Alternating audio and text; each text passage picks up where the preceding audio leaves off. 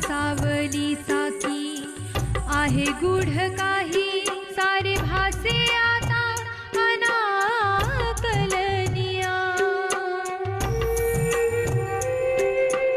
अनाकलनिया अनाकलनिया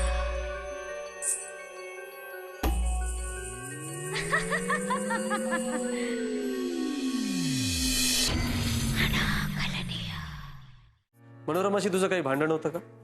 नाही. तू त्यांचा खून केलायस? नाही. बकुळा, खरं सांगितलंस तर पुढच्या गोष्टी सोप्या होतील. खरं सांग. सगळ्या पोलिसांनी आमच्या घरी दाड मारायचं ठरवलंय का? का काय झालं? अजून कोणी आलं होतं का? तो नवीन inspector. I tell you he is so एरोगंट.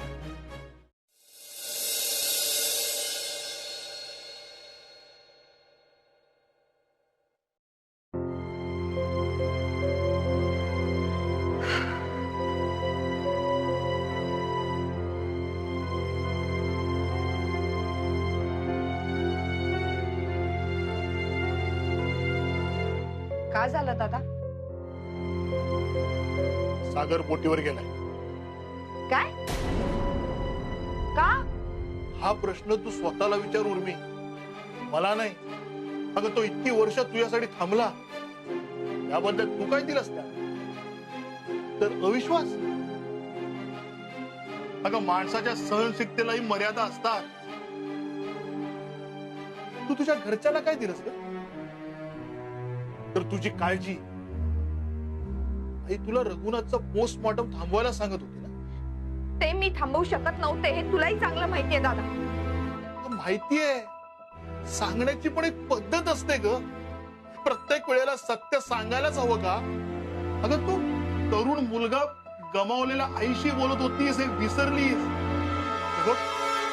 मी तुला तुझी ड्युटी करू नकोस असं अजिबात सांगत नाही. पण तिला सांगितलं असतंस की ठीक आहे मी करते प्रयत्न, पण त्यानंतर तुला जे करायचं तेच केलं असतं, काय बिघडलं असतं? अर्पण, तिलाही समाधान मिळालं असतं.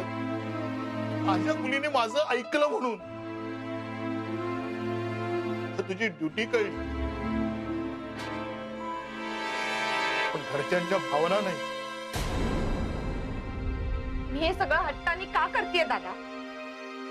भाऊच्या खुनाचा शोध लागावा म्हणूनच ना.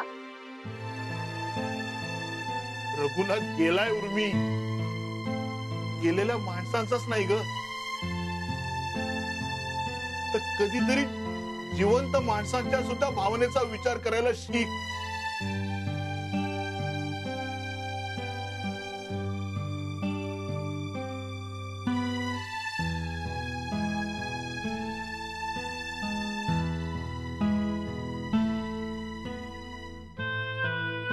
अजून फक्त थोडे दिवस दे दादा. तुमच्या सगळ्यांची नाराजी मी दूर करेन. मला फक्त एकदा भाऊच्या पुण्याचा शोध लागू दे.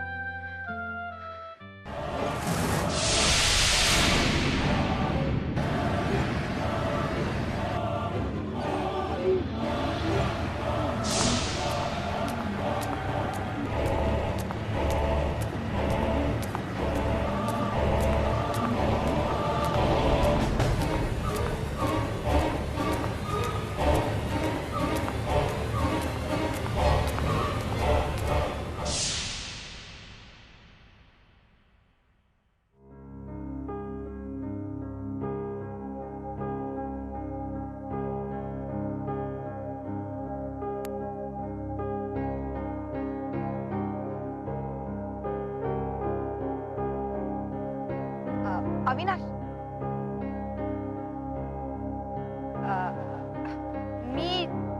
मी तुला तपासात मदत केली तर चालेल? नाही म्हणजे मला पटलं तुझं, मी जरा जास्तच रिॲक्ट झाले. मला मान्य आहे, म्हणजे केस ज्याची आहे त्याच्याच पद्धतीने तपास व्हायला हवा. माझी चूक झाली. हे बघ, तुला हवं तर तू नाही म्हणू शकतोस. उर्मिला, हे बघ, मी तुला माझ्यासोबत राहायला नाही म्हटलं नाही, फक्त तुझे काही. मान्य आहे मला. अरे म्हटलं ना मी, माझी चूक झाली. Okay, let's go. आपल्याला राईटने जावं लागेल. बकुळाच्या घरी जायला तिकडनं शॉर्टकट आहे. ओके.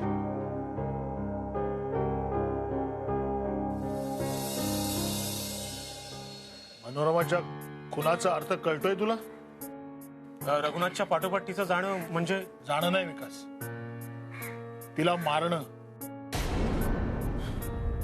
आणि पोलिसांनी किती शोधायचा प्रयत्न केला ना, तरी तिचा खुनी त्यांना नाही सापडणार.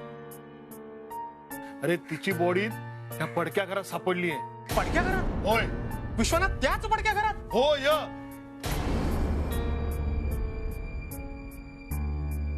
विजय, विकास, अरे राजेशच्या समोर मला काहीच बोलता नाही आलं. अरे आईचा मृत्यू झाला आणि त्या दगडातून पुन्हा रक्त आलं. त्या दगडातला आत्मा पुन्हा जागा झालाय. किंवा ती घटना कुणाला तरी कळली असेल.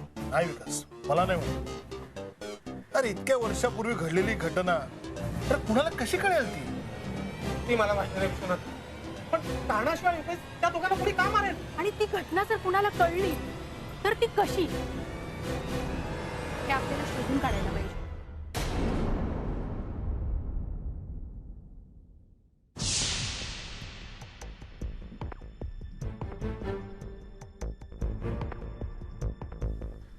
बकुळाच्या घरामध्ये हा जीजसचा फोटो काय करतोय?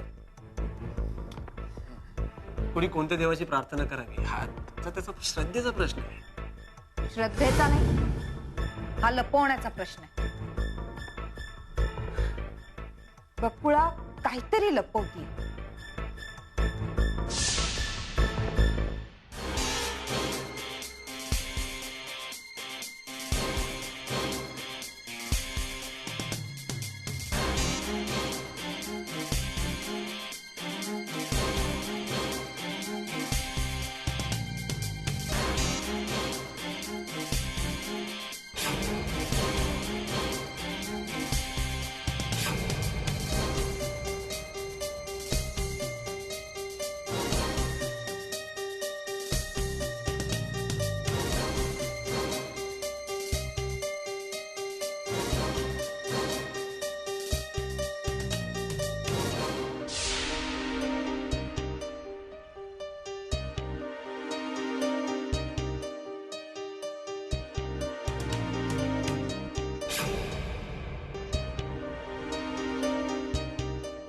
जीससचा फोटो, भगवद्गीता, विवेकानंदांचं पुस्तक आणि फॉर्च्युनेटचं.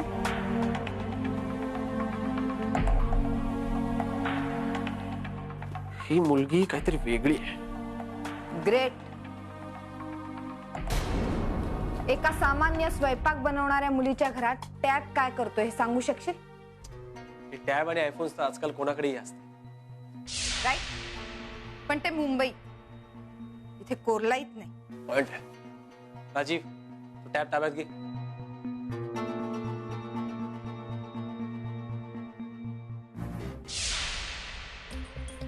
बाबा, येईल आई. अरे पण हिने सांगून जायला नको का? हो, पण कदाचित काही गाईत. ही बघा. विजया, कुठे गेली होती एवढ्या सकाळी? किती काळजी करत होतो मी.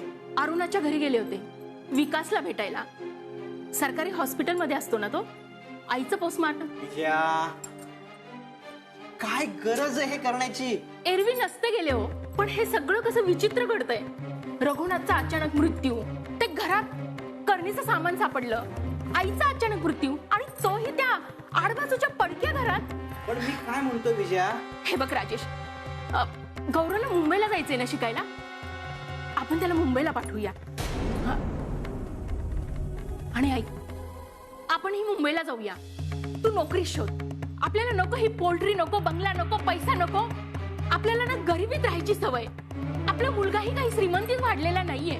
हे बघ राजेश, हा सगळा पैसा आहे ना, हा सगळा शापित आहे. तुझी इच्छा असेल ना तर आपण हे सगळं सोडून जाऊया.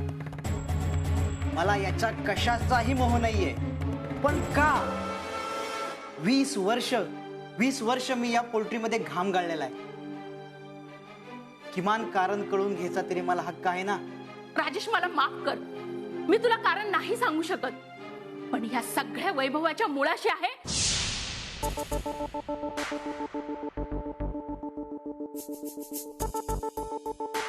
बकुळा मनोरमाचीच नाही तर रघुनाथचीही खुनी आहे. काय? हे नाणं हे माझ्या भावाचं, रघुनाथचं आहे. कदाचित हे रघुनाथनेच बकुळाला दिलेलं असेल. नाही, हे नाणं कायम तो स्वतः जवळ बाळगायचा.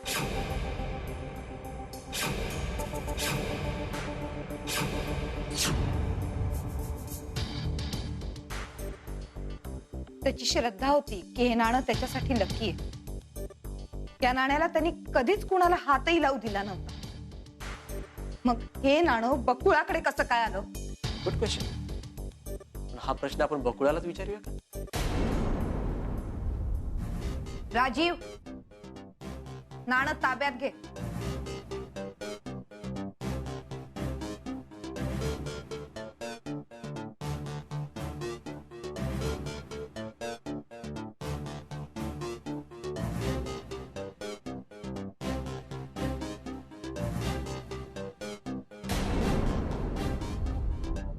दादा, दादा, आपल्या भाऊचा खुनी सापडला. काय? कोण? बकुळा. काय बोलतेस तू? बकुळा कशाला मारला आपल्या रघुनाथला? बकुळा?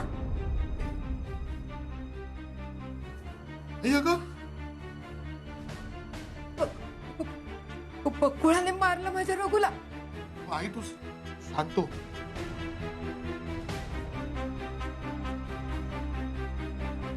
सांभाळ आई.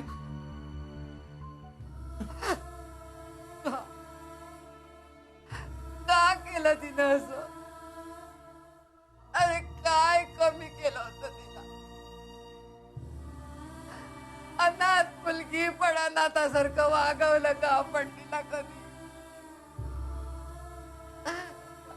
अरे दिवाळीला रघुने आग्रहाने तिला साडी आणली, फटाके पण फोडायला सांगितले आणि तिने असे पाग फेडले.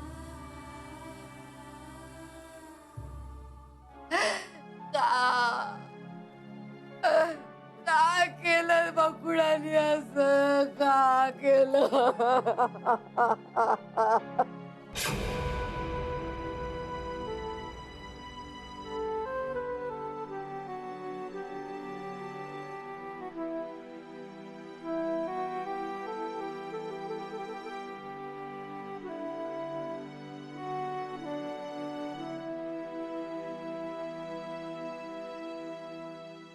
दीपू, चहा.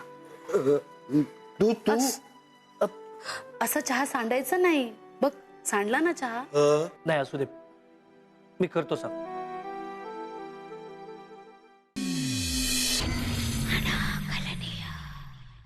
आता तू जे वागलीस ना ते अनप्रोफेशनल होत. बकुळाकडे ते नाणं कसं आलं याची खात्री केल्याशिवाय तू एखाद्या सामान्य माणसाला अशी माहिती देते? रघुनाथ हा विश्वनाथचा भाऊ होता. त्याच्या भावाला कोणी मारलं हे कळण्याचा त्याला पूर्ण हक्क आहे. मान्य आहे. आणि समजा बकुळा कुणी नाही असं सिद्ध झालं तर मग काय सांगणारच त्या रघुनाथच्या भावाला? उर्मिला, प्रत्येक खुनाच्या मागे काही ना काहीतरी मोटिव्ह हा असतो. बकुळा या गावात 6 महिन्यांपूर्वी आली.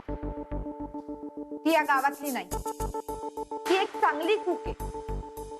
तिला कुठल्याही हॉटेलमध्ये चांगल्या पगाराची नोकरी मिळू शकली असती. पण तरीही ती या आडगावात राहायला आली. कमी पगारामध्ये रात्रंदिवस राब राब राबती येते. तिचा या सगळ्याच्या मागे नक्की काहीतरी मोठं. रघुनाथचा खून तर तिला सोडायला गेलेला असतानाच झाला. मनोरमाच्या खुनाच्या जागी तिची चेन सापडली आणि आता रघुनाथचं नाणं सापडलंय तिच्याकडे. दोन्ही खुनांच्या जागांपासून तिचं घर फार दूर नाही. हा सगळा केवळ योगायोग वाटतोय तिला. नाही, माझी पूर्ण खात्री आहे की बकुळाच खून. हे दोन्ही खून बकुळानीच केले. आता मोटिव्ह शोधण्याचं काम तू.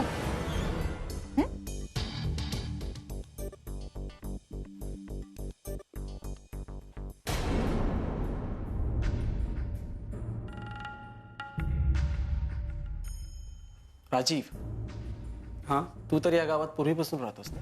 हो. तुला बकुळाबद्दल माहिती असेलच. खरं सांगायचं तर बकुळाबद्दल फारशी माहिती कोणालाच नाही. रघुनाथच्या एका रेग्युलर कस्टमरच्या रेफरन्सने ती आली, त्यामुळे तिच्याबद्दल फारशी कोणी चौकशी केली नाही. ती अनाथ आहे आणि मुंबईच्या एका अनाथ आश्रमात ती वाढली. बकुळा काम चोख करते आणि कोणाच्याही अध्यात्माध्यात पडत नाही. ती इथे आल्यापासून तिचं कोणाशी भांडण झालंय असं माझ्या कानावर पडलेलं नाही. तरी ती उठते आणि मनोरमाचाच नाही, उर्मिलाच्या म्हणण्यानुसार रघुनाथचाही खून करते. का का सर, का या प्रश्नाचं उत्तर मी कसं देऊ? पण मी तुम्हाला एक गोष्ट नक्की सांगू शकतो जी कोणालाच माहिती नाही. Tell me. म्हणजे आपले हवलदार कदम हे बकुळावर प्रेम करतात. कदम? बकुळा, अगं तू खरं का नाही सांगितलंस? तुम्ही मला दीपूची शपथ घातली होती आणि दीपूची शपथ मी मोडू शकत नाही. बरं हे बघ, शपथ सुटली, सांगून टाक खरं. खरं तर तुम्ही सांगायला हवं होतं. त्या दिवशी, ज्या दिवशी मनोरमाने दीपूला मारण्याचा प्रयत्न केला. अगं त्या दिवशी त्या बाईने माझं डोकं फिरवलं होतं.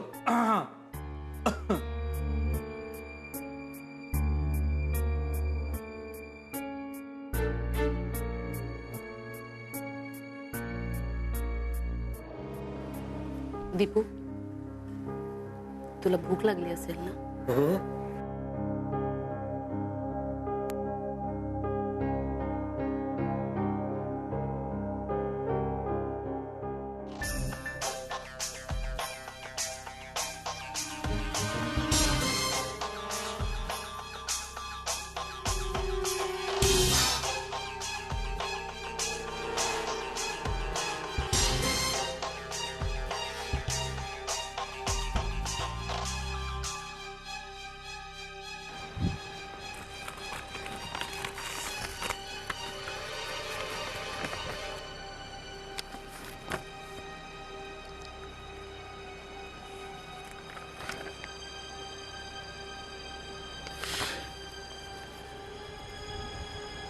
अंदाज चुकला माझा.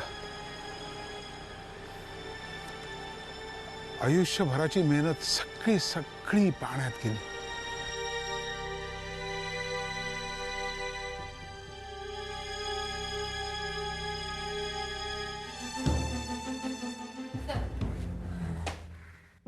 तिला बाहेर काढा.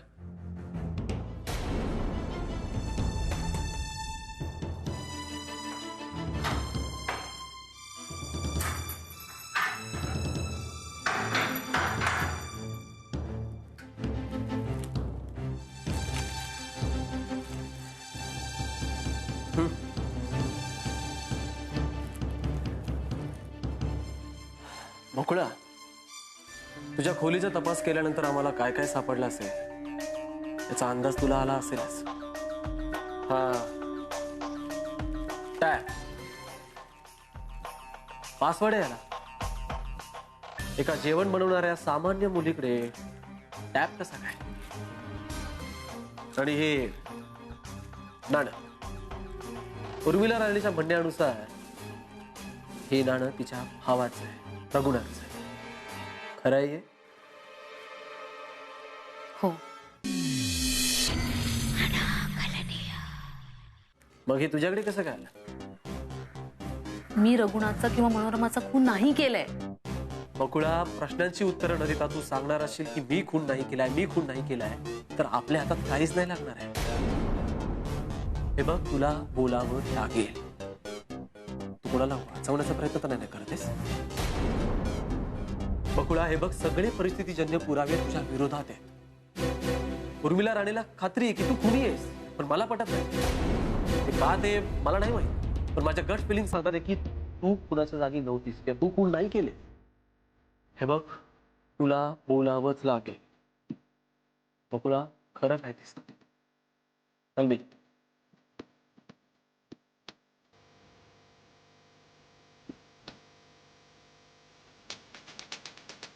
Lock numbers.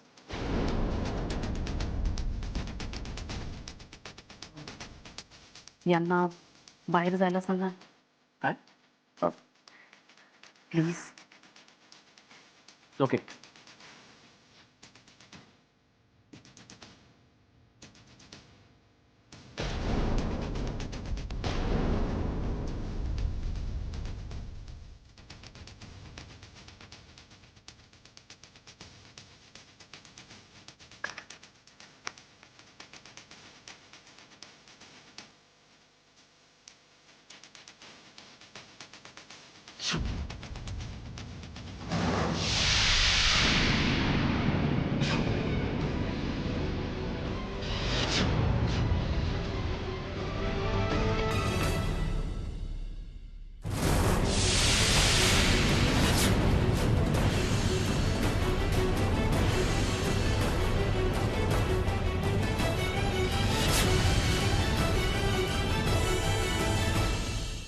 Inspector Urmila Rane, गावात आल्यापासून तुमच्यातला अलर्टनेस कमजोर झाला.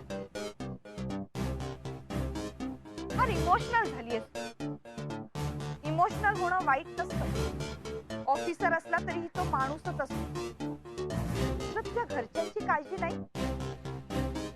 तू जी बातमी घरामध्ये दिलीयस ती ऐकल्यावर घरच्यांवर त्याचे काय परिणाम होतील याचा विचार केला?